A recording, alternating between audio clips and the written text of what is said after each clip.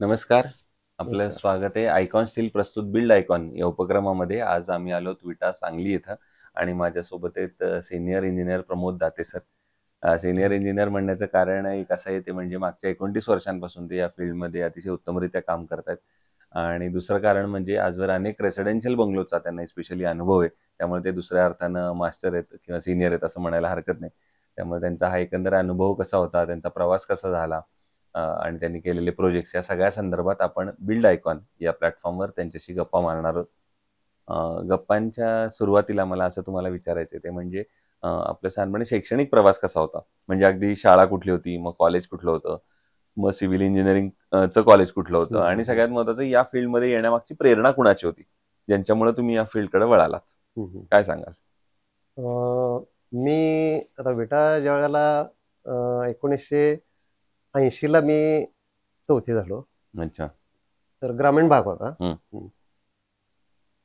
विट्यात 4थी पर्यंत शिक्षण झालं हो. आणि त्यानंतर मी public school, government public school Satara या हं, इथं हायस्कूलचं शिक्षण घेतलं हं. 10वी पर्यंतचं. आणि 10वी नंतर 11वी-12वी ला मी सायन्स कॉलेज कराड, म्हणजे यशवंतराव चव्हाण कॉलेज कराड इथं शिक्षण घेतलं. आणि 12वी नंतर त्यावेळेला कॉलेज इंजिनिअरिंगचे कमीच होते.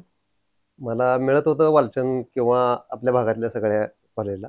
परंतु कराडलाच 11वी-12वी झाल्यामुळे मी इंजिनिअरिंगला सुद्धा कराडलाच प्रिफर केलं. हं. त्यामुळं इंजिनिअरिंग मी बी-ए सिव्हिल झालो आणि ते कराडमधूनच पूर्ण केलं. ओके. हं. मग त्याच्यानंतर एक वेगळा सिव्हिल इंजिनिअरचा प्रवास असतो. अर्थात त्या काळी कसा होता ते पण आम्हाला विचारायचं आहे. म्हणजे सिव्हिल इंजिनिअर झाल्यानंतर हं, आणि पहिला प्रोजेक्ट मिळेपर्यंत हं. थोडंसं झगडावं लागतं, संघर्ष हो, असतो. हो, हो. तर तो संघर्ष कसा होता तुमच्या काळातला?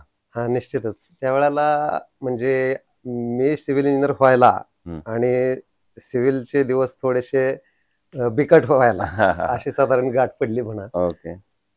मी एक्सपिरियन्ससाठी म्हणजे बी-ए पास झाल्यानंतर एक्सपिरियन्ससाठी पुण्याला गेलो. हं. तर त्यावेळेला असं होतं की प्रायव्हेट गव्हर्नमेंट जॉबची तर शक्यता नव्हतीच. हं. त्यावेळेला म्हणजे एकदम कमीच चान्सेस होते. मग प्रायव्हेट कंपनीमध्ये प्रत्येक ठिकाणी फॉर्म घेऊन, आपला बायोडाटा घेऊन डोर टू डोअर आम्ही जात होतो त्यावेळेला. आणि असं करत-करत एक 2 महिने मी असंच काढले होते. हं. आणि 2 महिन्यानंतर मला कोथरूड पुण्यामध्ये एक प्रायव्हेट जॉब मिळाला. ओके. हं.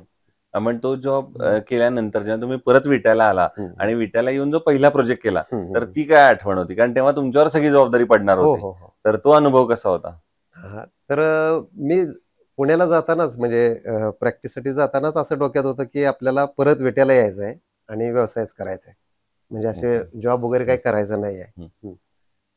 तर एक्सपिरियन्स नंतर विट्यात आल्यानंतर ऑफिस सुरू केलं. तर सांगायचं म्हणजे ऑफिस सुरू केलं त्या दिवशी माझ्याकडं असा जॉब वगैरे म्हणजे हे साईट नव्हती. साईट वगैरे काहीच हं. नव्हती.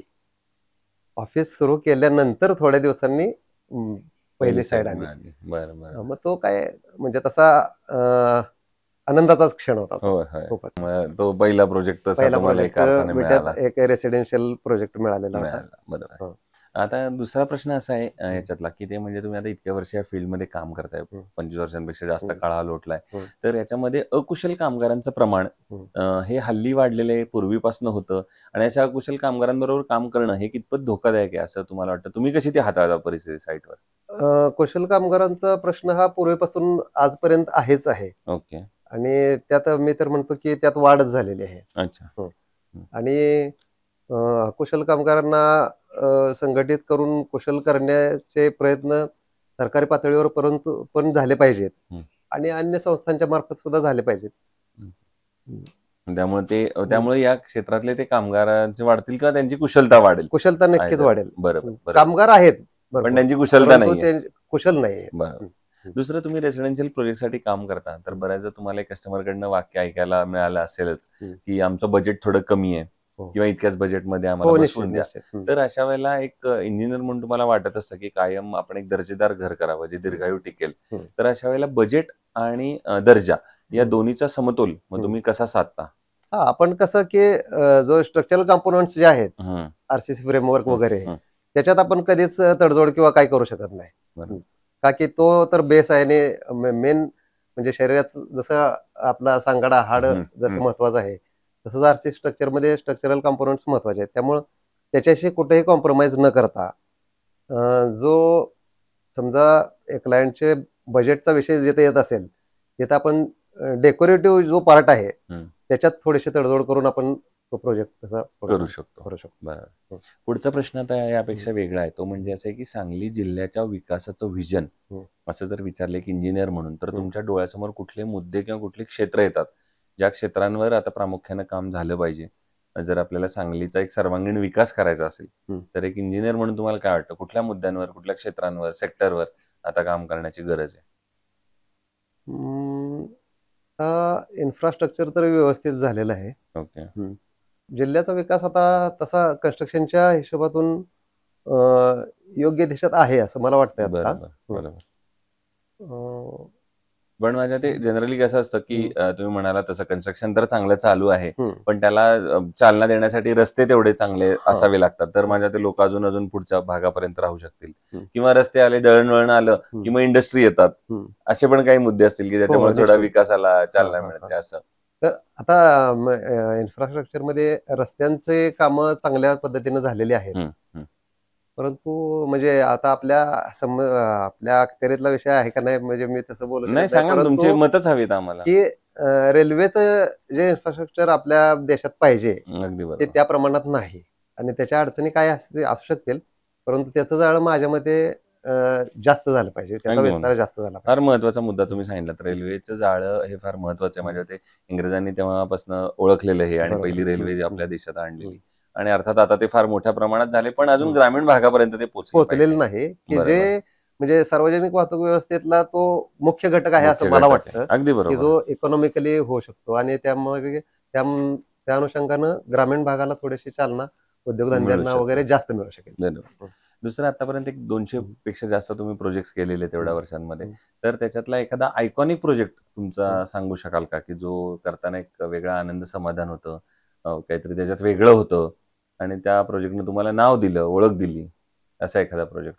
एक्स्ट्राऑर्डिनरी असं काय म्हणता येत नाही, एक्स्ट्राऑर्डिनरी नाहीच, पण ते काय समाधान वेगवेगळ्या दर्जाचं असतं. एखाद्या अगदी मध्यम वर्गाचं तुम्ही घर बांधून दिलं ज्याचं कधीच होणार नव्हतं, ते एक आनंद वेगळा आहे, तो तुमच्यासाठी आयकॉनिक प्रोजेक्ट आहे, तो क्षण फार महत्वाचा आहे, असाही एखादा असू शकतो. म्हणजे असंच तुम्ही आता जे बोलला त्या अनुषंगानं, की एका क्लायंटचा असंच इकॉनॉमिकली विषय होता, आणि त्याला वाटत होतं की आपला प्रोजेक्ट पूर्ण होईल किंवा नाही होईल, तर त्यांनी फायनान्स वगैरे हे घेऊन आपण वेगवेगळ्या नवीन ह्याच्यातून कामातून त्यांना ते पूर्णत्व दिलं, आणि त्यायोगे त्यांचा जो आनंद झाला तो एक लक्षात राहण्यासारखा. म्हणून तर म्हणले हाच आनंदाचा क्षण असतो, आणि तुम्ही इंजिनियर म्हणून हीच तर महत्वाची भूमिका पार पाडत असता. लोकांची स्वप्न प्रत्यक्षात उतरवताय तुम्ही, त्यामुळे ते फार मोठा वाटा तुम्ही उचलताय. पुढचा प्रश्न असा आहे की कन्स्ट्रक्शन मध्ये जेव्हा स्टील निवडण्याची वेळ येते, तेव्हा तुम्ही काय पॅरामीटर्स बघता आणि ठरवता की हे स्टील चांगलं आहे किंवा हे वापरलं पाहिजे? स्टील निवडताना पहिली गोष्ट की आपला गव्हर्नमेंट अप्रूव्ड म्हणजे ISI मार्क आहे किंवा नाही, हा पहिले आम्ही बघत असतो, आणि प्रॅक्टिकली अवेलेबिलिटी त्याची, आणि नंतर प्राइस हा नंतरचा विषय येतो. बरोबर.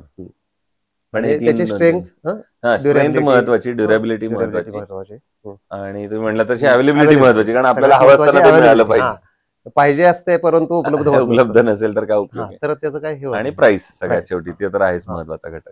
मग आयकॉन स्टील तुम्ही यापूर्वी कुठल्या प्रोजेक्टवर वापरलंय का? हो, निश्चित बऱ्याच ठिकाणी वापरले. तर मग तुमचा प्रॉडक्ट म्हणून आणि सर्व्हिस म्हणून कसा होता अनुभव? चांगला अनुभव होता. अच्छा, बरोबर. आणि आता अगदी शेवटचा प्रश्न ते म्हणजे इतके वर्ष आता या फील्डमध्ये काम केल्यानंतर तुमच्या ऑलमोस्ट जेवढा अनुभव आहे तेवढ्या वयाची मुलं आता या क्षेत्रात पहिलं पाऊल ठेवणार आहेत, इंजिनियर आहेत, जे फ्रेशर्स आहेत, तर त्यांना एक इंजिनियर म्हणून, एक सिनियर म्हणून, व्यावसायिक उद्योजक म्हणून तुम्ही काय सल्ला द्याल?